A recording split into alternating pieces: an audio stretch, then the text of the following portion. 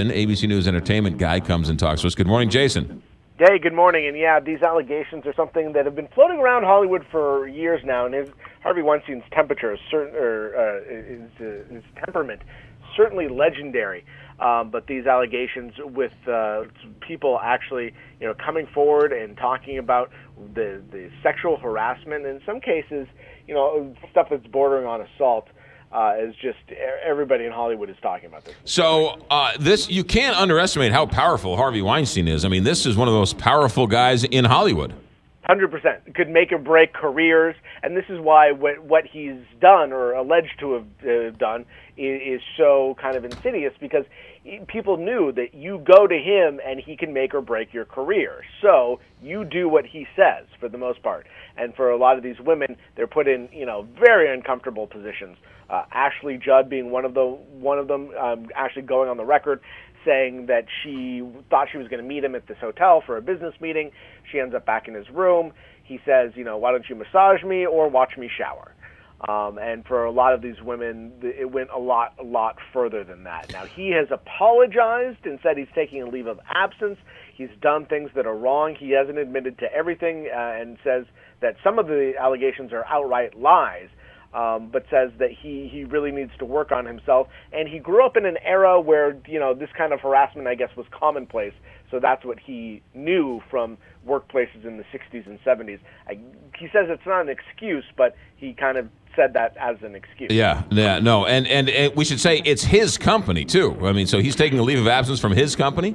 It is, and I mean, his name's on it. It's the Weinstein Company. Yeah, so he's taking a leave of absence from there. The board, from what I understand, was going to vote on something last night, whether or not to remove him. I've not seen any kind of result of that yet, but he said he was stepping back. But also, while admitting that he's had problems, he's suing the New York Times, he says, as well, for the allegations. The New York Times, it says, stands by its reporting.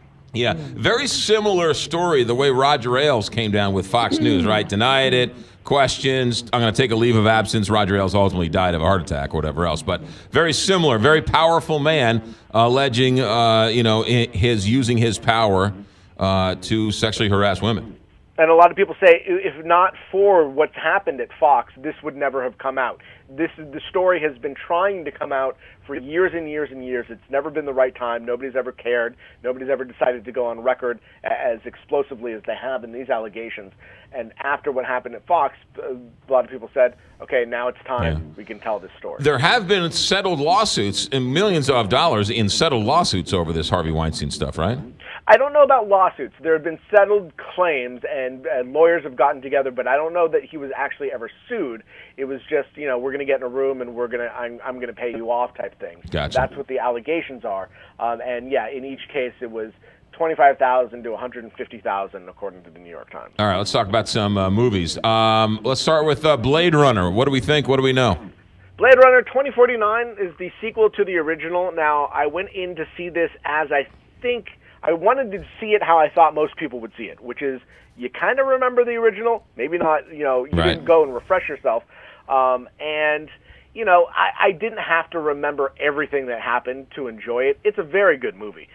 From the directing standpoint, from the acting standpoint, it looks really great. The only problem is it's almost 3 hours, and it's very bleak, and it's very slow.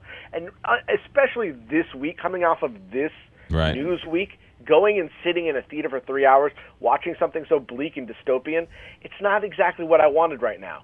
People are going to go see it, and they're going to see it in, from what I understand, big numbers. It's going to make maybe $50 million this weekend. But I can't imagine this being a mass appeal type thing. I want to know about Idris Elba, because Kelly Jackson is drooling every time we mention her name. The Mountain Between Us. What about this one? It's funny. I saw him on The View, I think it was yesterday, and the women on The View would just, treating him like a piece of meat. Yes. Just would not stop drooling over him. How can you not? Look at him. It's just funny, because if the situation was reversed and a bunch of men were sitting around talking about women like that, you can't do that in this day and age. Right. But I guess you can do it with Idris Elba. This is the Mountain Between Us is Idris Elba and Kate Winslet they're a pair of strangers who get stranded on a snowy mountain after a tragic plane crash. Critics are saying that it's pretty good. The performance, you got Idris Elba and Kate Winslet are fantastic actors. So the performances are good. The story's somewhat unbelievable. Money-wise, it's not going to make a lot of money. Maybe not even break $10 million. Yeah, he's the guy who played String in The Wire on HBO. Yes. Who's gone. I mean, he's got pretty good range. That actor. Oh, he does everything from that to this fantastical, mythical character in Thor. Luther, the BBC series that a lot of people seem to like. He can do pretty much anything. Well, quickly, maybe the new James Bond too. Yeah, he was great in The Wire, and when I found out he was a British actor, I never would have guessed it in a million years. Yeah, My Little Pony. What's that one? Oh, it's fantastic! I can't wait for My Little Pony. I mean, I'm rushing out to the theater to see My Little Pony. Was that a cartoon? It's a cartoon. It's supposed to be good. It's, My Little Pony, the My Little Pony we all know and love. Fantastic cast of voice actors, including Emily Blunt, Kristen Chenoweth, Liev Schreiber, Zoe Saldana. But also, not going to make a lot of money this weekend, which is strange for a movie, an animated movie with such nostalgic appeal and great voice actors. Not even going to maybe crack 10 million this weekend either.